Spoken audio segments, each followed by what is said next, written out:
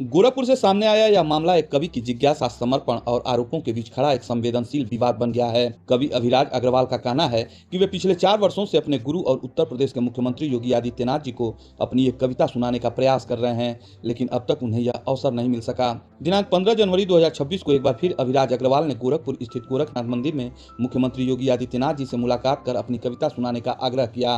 हालांकि समय के अभाव का हवाला देते हुए मुख्यमंत्री ने उस समय कविता सुनने में असमर्थता जताई। इस पर कवि ने कोई नाराजगी व्यक्त नहीं की, लेकिन अपनी वर्षों की कोशिशों को सामने रखते हुए मीडिया के माध्यम से अपनी बात रखी। प्रेस वार्ता के दौरान अभिराज अग्रवाल ने बताया कि वे पिछले 4 वर्षों से लगातार मुख्यमंत्री योगी आदित्यनाथ जी को अपनी कविता सुनाने का निवेदन करते आ रहे हैं। उन्होंने गोरखपुर में कई मौकों पर मुख्यमंत्री से आग्रह किया, लेकिन हर बार समय का अभाव आड़े आता रहा। कवि ने बताया कि 7 जनवरी 2026 को जैसे ही उन्हें गोरखपुर महोत्सव की जानकारी मिली, वे अपनी कविता का पत्र लेकर कैबिनेट मंत्री जयवीर सिंह से स्वीकृति प्राप्त कर गोरखपुर पहुंचे। इसके बाद जब उन्होंने यह पत्र गोरखपुर विकास प्राधिकरण के उपाध्यक्ष हर्षवर्धन को सौंपा, तो वहां से उन्हें कविता पाठ की अनुमति नहीं दी गई। अभिराज अग्रवाल का आरोप यही नहीं रुका, उन्होंने दावा किया कि वह अपनी कविता का वीडियो सांसद रवि किशन शुक्ल को भेजी थी। कवि के अनुसार सांसद ने उनसे कहा कि कविता तो अच्छी है, लेकिन कविता वह स्वयं नहीं बल्कि सांसद खुद योगी आदित्यनाथ जी को सुनाएंगे। इसी बात को लेकर कवि ने शंका जताई है कि कहीं उनकी लिखी कविता को सांसद स्वयं मुख्यमंत्री के समक्ष प्रस्तुत न कर दें। कवि का कहना है कि वे योगी आदित्यनाथ जी को अपना गुरु मानते हैं और यह कविता उन्होंने किसी राजनीतिक उद्देश्य से नहीं बल्कि अपने गुरु की स्तुति के रूप में लिखी है। उनका दावा है कि प्रतिदिन सुबह उठकर वो यही सपना देखते हैं कि एक दिन स्वयं योगी आदित्यनाथ जी के सामने खड़े होकर अपनी कविता को सुनाएंगे। मेरा नाम अभिराज अग्रवाल है। मथुरा से मैं इस वक्त गोरखपुर में आया हूँ।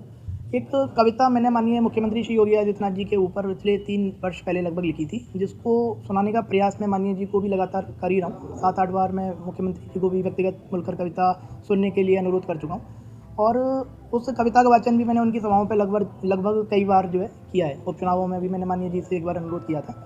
गोरखपुर महोत्सव की मुझे जानकारी लगभग 6 तारीख को मिली थी, जिसका तुरंत मैं माननीय जयवीर सिंह जी पर्यटन मंत्री जो इस वक्त वर्तमान में है, उनके पास अपना पत्र लेकर गया था। तो पत्र पर स्वीकृति माननीय जी ने दी, तो उसके बाद मैं तुरंत यहाँ हर्षवर्धन जी जो जीडीए के उपाध्यक्ष हैं उनसे मैं मिला था।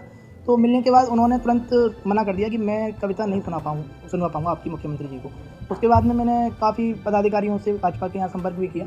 वीडियो मैंने कविता की मेरी जो है वो मैंने माननीय सांसद श्री रवि किशन जी को भी भेजी थी। तो सांसद जी ने भी जो है मेरे से फ़ोन पर 2 बार लगभग बात की थी। उस वक्त मैंने वीडियो के बारे में 11 तारीख को दोबारा मैं पुनः सांसद जी से उनके आवास पर मिला था। तो मैंने पूछा था कि सांसद जी वीडियो आपने देखी? तो सांसद जी ने कहा था वीडियो आपकी काफ़ी अच्छी है पर आप सुना भी नहीं पाएंगे। अब वो बोले कि मैं खुद सुना दूंगा वो कविता। तो उनका कहने का ये क्या तात्पर्य था, ये पूरी तरीके से मैं खुद स्पष्ट नहीं कर पाया कि वह कविता खुद बोलकर माननीय मुख्यमंत्री जी को सुनाने की बात कह रहे थे या फिर वीडियो दिखाने की बात मुझसे कह रहे थे। कल माननीय जी से मेरी मुलाकात मंदिर में हुई थी।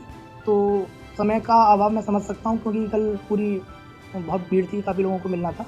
तो माननीय जी ने कहा इस मिलने का अभी कविता सुनाने का समय नहीं मिल पाएगा, अभी बाद में सुनाइएगा कविता आप अपनी में। अभिराज अग्रवाल ने यह भी बताया कि वे इससे पहले रक्षा मंत्री राजनाथ सिंह जी के जीवन चरित्र पर भी दिल्ली में स्वयं राजनाथ सिंह जी को कविता सुना चुके हैं। ऐसे में उनका कहना है कि वे अपनी रचनाएं हमेशा स्वयं प्रस्तुत करना चाहते हैं। इस पूरे घटनाक्रम के दौरान कवि ने एक और गंभीर आरोप लगाया। उनका कहना है कि 15 जनवरी को पूरे दिन मंदिर परिसर में योगी आदित्यनाथ जी को कविता सुनाने का प्रयास करने के कारण पुलिस ने उन पर शंका जताई और उन्हें हिरासत में लेकर करीब 1.5 से 2 घंटे तक पूछताछ की। पुलिस ने उनसे पूरे दिन मंदिर में रहने का कारण भी पूछा। हालांकि कवि का कहना है कि पुलिस की पूछताछ या मुख्यमंत्री द्वारा कविता न सुने जाने को लेकर उन्हें कोई नाराजगी नहीं है। उन्होंने अपनी भावना को एक कविता की पंक्तियों के माध्यम से व्यक्त करते हुए कहा कि अपने गुरु की गुरुता पर उन्हें कोई संदेह नहीं और वे लगातार अपने प्रयास जारी रखेंगे। अभिराज अग्रवाल का दावा है कि उनकी योगी आदित्यनाथ जी पर लिखी कविता और अन्य रचनाएं हिंदुत्व को बढ़ावा देने वाली हैं और देश के दुश्मनों के खिलाफ वैचारिक स्वर रखती हैं।